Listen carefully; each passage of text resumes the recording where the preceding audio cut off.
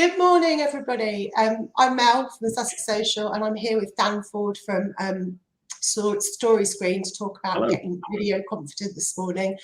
For anybody who's watching and doesn't know me, I'm a social media consultant. I work with businesses and business owners to help them get clear on their messaging, beat the overwhelm that comes with social media and get it out there and use it to grow their business. And I'm going to let Dan introduce himself. Thanks, Mel. I'm Dan. I'm a videographer and a presentation coach. I run Story Screen, so we're a videography and coaching consultancy company. We work with companies and individuals to create video content with a focus on people. So a lot of the work that I do will be videography. We'll be making a film with someone, but also with a real focus on what they're saying, how they're saying it. My background is as an actor and an acting teacher, so I bring a lot of that to what I do to try and make people feel authentic and engaging and really present in the work that they do on screen, because there's no point doing it otherwise, as far as I'm concerned. No, and I think one of the purposes why we really wanted to do this today is that I know from the work I do, and I'm sure you know this from the work that you do, is that most people feel quite scared of video. We put all of these barriers in where we hate the sound of our own voices, I don't like the way I look, or I haven't got the right equipment or the right lighting. And it can be really difficult to overcome that, and we'll be talking about that in a minute and kind of sharing some of our tips and the things that we do. I mean, I think, we only have to look online to know that incorporating video into your marketing is really, really important. I think it really quickly builds the know, like, trust with people, because they can see you and they can listen to you talk.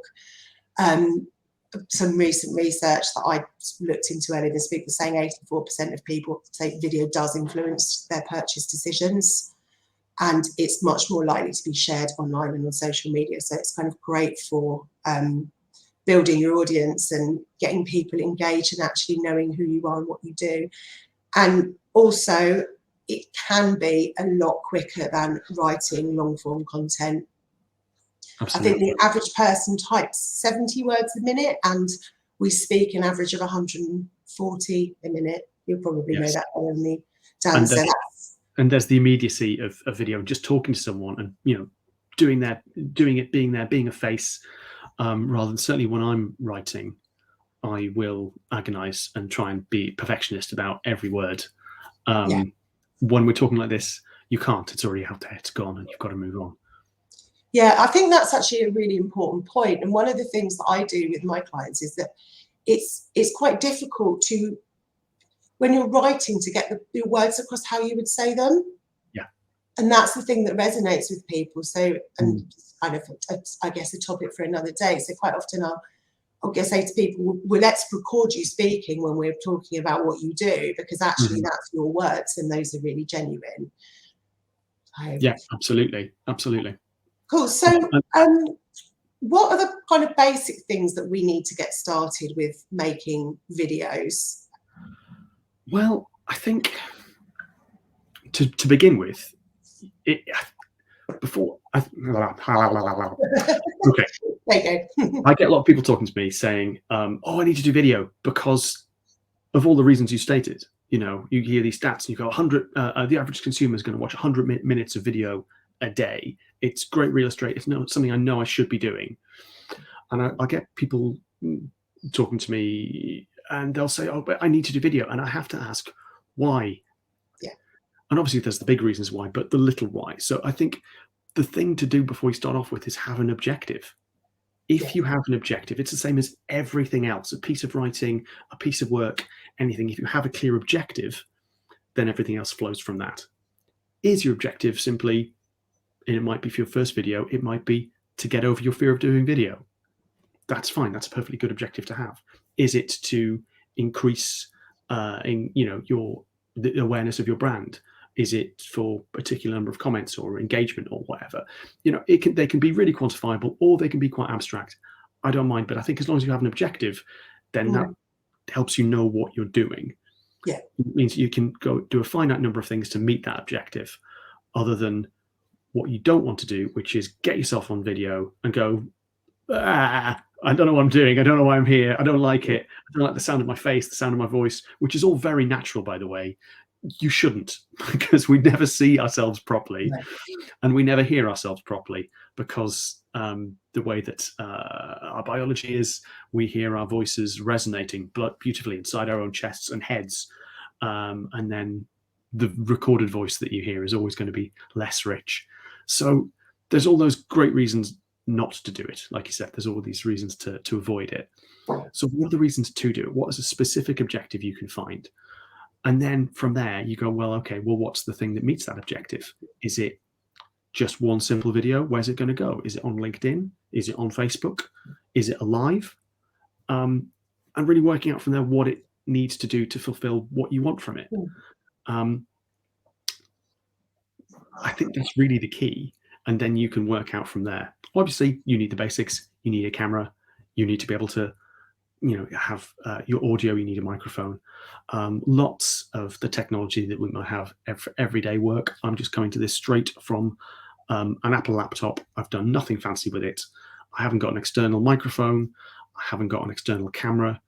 All those things are perfectly capable of doing the job. So knowing why you're saying it, who you might be saying it to, and have a rudimentary setup to allow you to do that, are really just the basics. That's really all you need. There doesn't need to be more than that. Yeah, I think that's really key. I think that's a really key point. And I actually took a photo because we've had renovations, so I still don't have an office, and I'm kind of sat at the kitchen table. But I took a photo of my basic setup just before, because actually I think the strength is that you don't always need loads of really high tech equipment. No. And I think particularly for video on social media, people do that kind of authentic part of what you're saying, which we talked about, is actually much more important than your setup and having a fantastic background in a great studio. But I think this kind of feeds back to the objectives. I mean, I said to you, I wouldn't put this type of video on my website, because a video on your website is that premium content that has a really, the reason it exists is very different from the purpose of us doing this, for example. Well, it's fleeting, it's immediate, and it's horses for courses. So, I think there's all sorts of, you could get really overarching about video strategy, or you could just jump in and do something. Both things are fine. But I think within a video strategy, you think about what's it for. Sometimes that authenticity, that immediacy of it just being, an iPhone, here I am, here's a thought I'm having while I'm walking, or it could be something like this. Like it's never managed to master those walking videos. Or because people do tap into that authenticity, or it's that premium content that is going to go on the website, or maybe it's more of a higher end sort of LinkedIn style video that you might want to use for something, or maybe it's for a Facebook ad. But there's all sorts of, video is so massive. Yeah. There's so many ways to go about it. But that authentic, immediate content, which sometimes I think we might discuss this, isn't always as authentic or immediate as perhaps it might look like. Yeah. I'm just jumping on to, you've done that 5 the 100th take. That authentic content is really is really useful. We have quite an intimate relationship with these little black rectangles that we carry around in our pockets the whole time, and sometimes we don't want to feel like we're being sold too much from it, which is why it's got to feel like a conversation. And sometimes it not being too polished can help that.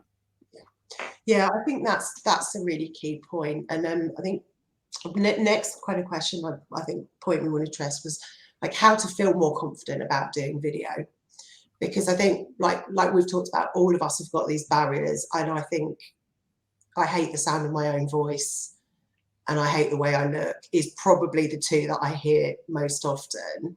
And totally from a personal point of view, I think you do get over that. Because more you will. And I think you've just got to jump in the pool and start swimming. Yeah, is basically it. You've got to get used to it. You don't have to get used to it. If you really don't want to do it, you don't have to. But you'll find that actually, the longer you're in the pool, actually, it doesn't quite feel so cold. as it was when you first went in. Yeah. So doing it and getting used to it. And that's the thing about video, is that potentially, you know, it can be relatively cheap in terms of actually filming yourself on a phone. So one thing that's quite useful to do is, to help you take the plunge and get into that, is to come up with something really brief. Could be just a little introduction to your business, or something, or a project. Just really, really brief, 30 seconds. And film it, press play, point the phone away from yourself so you can't see it, you're just hearing it, thinking about the voice. Okay, all right, getting used to that. That's not, obviously, this will be horrible to begin with. That's fine. Just expect that. Yeah. And then just to get used to it and think, okay, there were however many ums there, or that wasn't quite how I wanted it to be. Turn it back around, take the volume down, just watch what's happening physically. You know, do you feel like you're telling that story? Do you feel like do you know what it is that you're saying from how it is that you look? So you can begin to work on animating the frame a little bit more, and just getting used to the way you sound and the way you look. You can do that a few times, and when you're not thinking just about, oh god, this is awful, when you actually cut a little bit deeper and you're going, what can I do more to be less stop-start in the way that I speak, or can I use my hands more, or can I smile more? Then once you start looking at the detail, then you get consumed in that, and then you can kind of get past the ick. So you can do that with yourself to just practice, if you feel like something you need to do before you sort of put something out there, whether it's live like this or whether it's recorded. Yeah, I think the sort of, I mean, we haven't practiced this. I did one of these the other day and it dropped out after 20 minutes, and Jodie and I, the lady, were doing it, like, right, well, we'll just call it a dress rehearsal. But I do think practice, as you said, it can be important, particularly if you're making really short videos, and you need to nail what you're saying in under a minute. And that's the other thing, is it comes down to what you're saying. Yeah. If you have, like, so we have a it's not scripted, funny enough. We have a fairly flexible bullet point list of the sort of things we want to talk about today, right? So having that, it comes back to those objectives. If you've got an objective, you're thinking about what that objective is, whether that's the person you're talking to, whether that's, I need to say X, Y, and Z. If you're thinking about those things, you're not doing that thing of thinking about, what do I look like? What do I sound like? Yeah. So from when I was teaching acting, I used to use a phrase called about camera in and camera out. So it's almost like you've got a little camera inside your head. And what you want to do is do something to be able to switch that camera around to either the person you're talking to, or the thing you're talking about, or the text, or something specific that is outside of yourself, whether that is, achieving particular objectives, or the other person, if we're in a live situation like this, so that you're not doing what video does anyway, which is your own focus is on you. Yeah. You find whatever you can do to be able to take that focus away from you, because then that's free. Because when it's on you, all of a sudden, I don't know how to use my hands, and it all falls apart. But if you can take that focus into whether that's making a particular point you want to make, whether that's something specific about your audience, or moving on to the next point, keep something specific outside of you. If you're focused on that, you won't be focused on you, and you'll feel a lot better. Yeah, I think, for me, and this is a tip that I give to a lot of people when I talk to them about doing video, is like, I might find someone to talk to, because if you've got somebody to talk to, that you immediately adjust that focus, because you have somebody. And I think also you don't feel as if you're just shouting into a tunnel, particularly if you're doing a live, it can feel a little bit like that. I think one of the points you touched on when we spoke earlier was actually find someone to talk to, even if there isn't anybody physically in the room. Absolutely. I mean, it's natural, isn't it? And we all adapted to it over Zoom and stuff like that. Found it a little bit odd to begin with. We're kind of begun to get there now, but you know, if you're talking to someone, you're engaged in a conversation, you're in something which is outside of yourself. It's easy, it's natural, it flows. If you can create a situation like this where you've literally got someone to talk to, then you know, I can still see me on the screen, and there's still the self-consciousness that comes with that, but you are able to, you know, have that back and forth. Things feel a lot more natural. You don't feel like you're just you in the spotlight, and it's so much easier. So for those situations where it's not alive, you don't have someone else on the other half of the screen, who else is it that you can talk to? Can you decide that, you know, and it might be as far as like, you might go all customer avatar about it, or you might think of it as it's about using your imagination in a way to think, oh, this is so-and-so, this is, you know, Mel, imagining that that's who it is that you're talking to, so that you don't feel alone. You're bouncing back and forth, and you're creating something which is conversational, because even when you're speaking by yourself, that's kind of what you want. You don't want to sit into, you talked about the difference between writing and talking earlier. Sometimes when I'm working with a client, I'll always ask them to write what they're going to say if it's a scripted video, and then we'll work together to de-text it, because often that's then written in the way in which you write, which is not the same as the way as you talk. So trying to make it conversational, because as I alluded to earlier, that's what your viewer wants, is a conversation. They don't want to just, you know, if they're feeling lectured to, or, you know, if they feel that they are not part of this thing, then, you know, they can scroll on.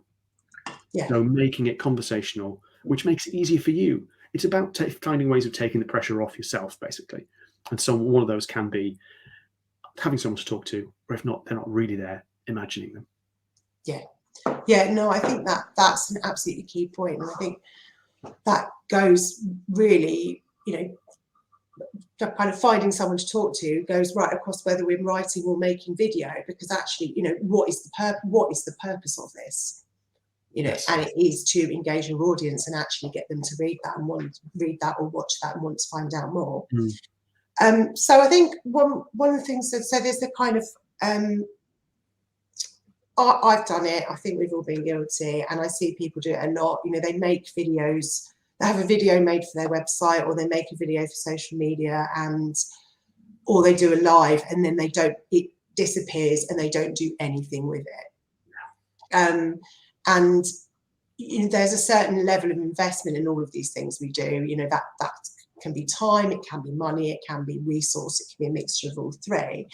And I just think what I wanted us to share really was some tips on kind of, I guess, making your videos as good as possible and going as far as they need to, but kind of other ways that you could use them, which I'm quite happy to share as well.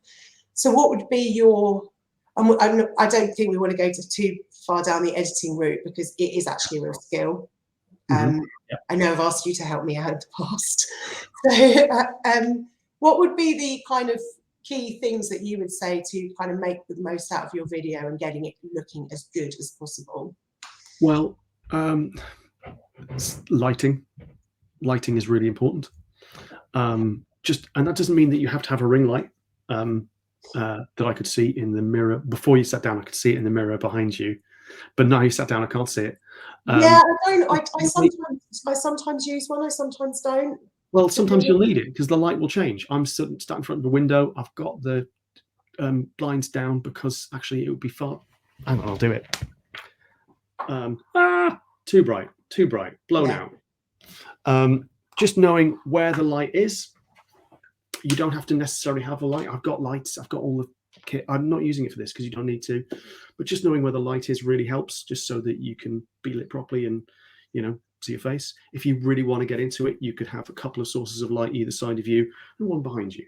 But, you know, there's, if you want to go that far, you can. It's about knowing what you're saying, knowing what your objectives are so that you can do them and then get off, because brevity, you know, it's the same in anything, you know, get on, be good, and then off. Just don't overstay your welcome. Leave them wanting more. And if you have objectives, you know, you can hit, then you can do that. If you're wandering around waiting for those objectives and filling out what they are, then that's fine. You mentioned editing. It's not always necessary, but also you can edit, you can trim a video on your phone. You just pull the slider bit at the end, and at the ends. If you want to go a little further than that, then fairly available software like iMovie is there. Premiere Rush is also quite good if you want to go that next level down. It's a mobile software version of the editing software that I use for professional stuff. Just to trim off the beginnings and ends sometimes is quite good. Again, it's not a necessity. What you say is always more important, but sometimes it's quite nice to have something, especially if it's going to sit there on social media or on your website, that doesn't have that kind of like, oh, and we're live.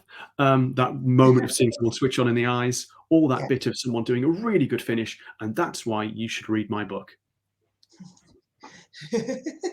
As they try and switch off. It's, you know, if you can just snip the beginning and the end, just so that it's punchy, because that's what you're going to need at the start. Something punchy, something clear, having a bit of energy about how you say it, because as much as what you say is really important, how you say it's probably even more important. It's that first immediate instinctive thing of seeing a video and going, oh, this is a person I'd like to look at some more, because they are feeling warm and welcoming, and they bring some energy to what they do. So having that energy at the start, and that energy will often come from having something you know you want to say at the start that is your hook to try and keep people watching you. Cool. And I think for me, just in terms of ways that you can make your videos go further, so adding captions, LinkedIn Live will, if for anybody who's thinking about doing them, will auto caption them. They're not perfect, unfortunately, because, you know, these Facebook's the same, although it has got better, and Instagram, you know, the captions aren't perfect. I don't think you can edit them on LinkedIn as yet, because you have to stream through a third party. But I think having those captions is really, really important. I can't remember the exact number, but I think around 85% of people watched video with the sound off. It's on a phone, it's, you know, in a meeting, then, you know, it's going to be with the sound off. So those captions are really important. And I think something else you mentioned earlier, Mel, was cover images. Yes. Yeah. Which are again, not a necessity, but if you want to sort of have that thing that if you're putting it somewhere where people actually need to actively click, then just having something that will do that. Sometimes you can do that by just selecting the right frame of the video that you've submitted, and maybe it's already there. But maybe you want to put in a different picture that will allow you to do that, or you just want to, you know, create something which is and you can, again, there's many sources where you can do this. Canva is great for it, to be able to just create a quick image with a little bit of text, so that that's a little bit of hook, that visual hook, so that people will click. My advice always is to have a face. That's what people are relating to. If it's just text, then I feel like people, or a logo, then people aren't going to click through. Weirdly, we're on our phones ignoring the real world, so that we can actually find connection with other people who are also in our phone. So we will want to, a face really does help. Yeah, I think that's backed up by the difference you see in terms of people sharing images of people online. You know, they get far more, with the exception of perhaps dogs and cats, far more engagement than anything else. And I think also with videos as well, it is possible to if we were talking about social media, to repurpose them to other platforms.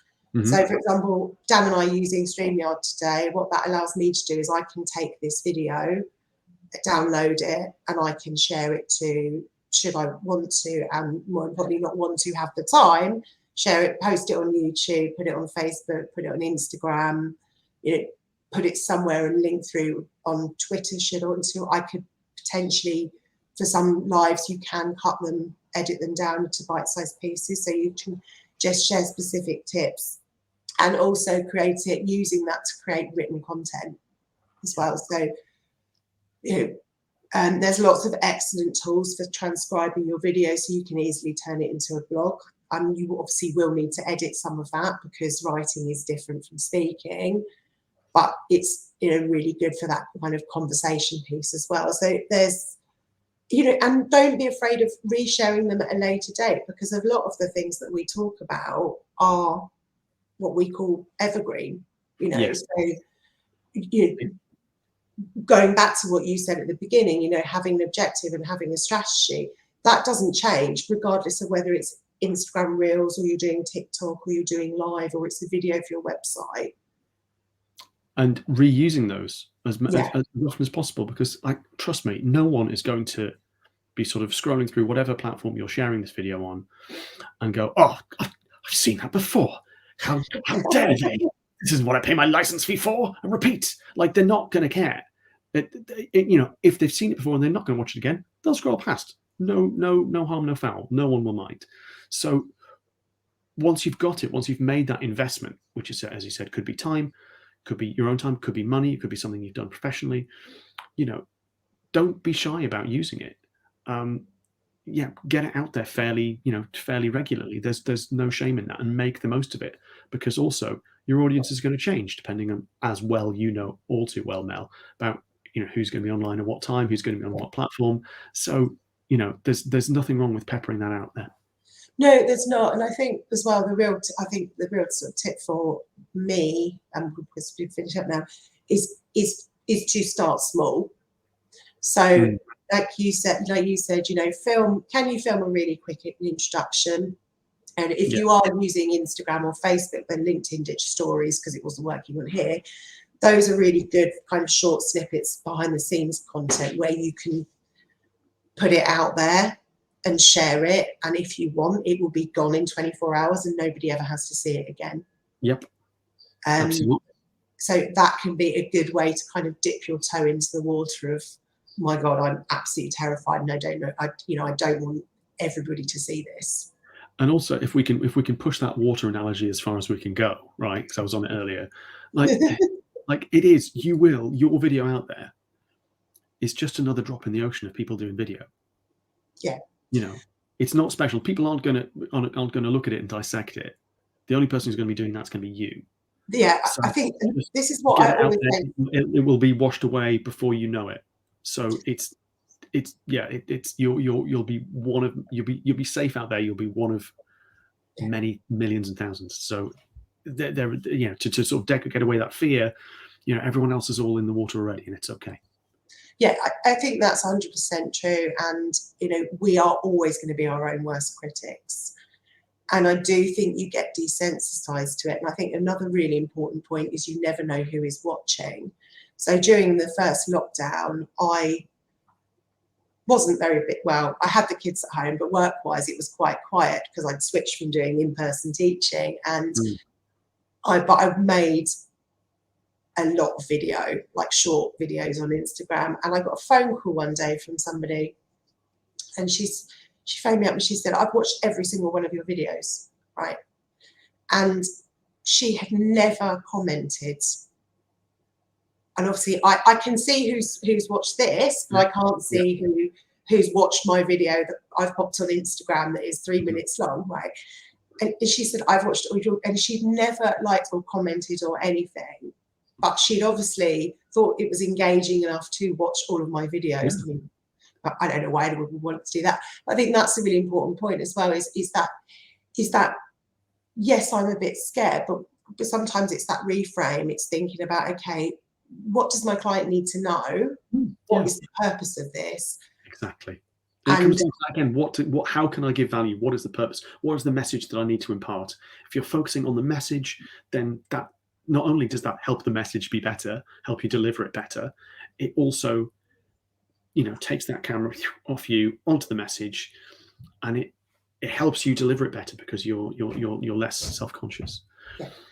Cool. Well, I think that's probably enough from us. I don't know if I can see a few people are watching. I don't know if anyone's got any questions or comments, but obviously if you do or we watch later, then Dan and I are happy to answer them. You can see anybody's here on LinkedIn. If you have got any questions for either of us, then do just drop us a message, and I'll normally do a little summary post of this as well. Dan is at storyscreen.co.uk. It's storyscreen.co.uk, and on socials it's Storyscreen. And do check out some of his videos, because they are pretty fabulous, to be honest. And they are really good. And I'm Melanie Johnson. So my website is the sussexsocial.co.uk, but obviously you can connect with me on here, where I am just Melanie Johnson, or the Sussex Social on Instagram. But have a fantastic day, everybody. Thank you for watching, and we will see you soon. Bye, everyone. Bye.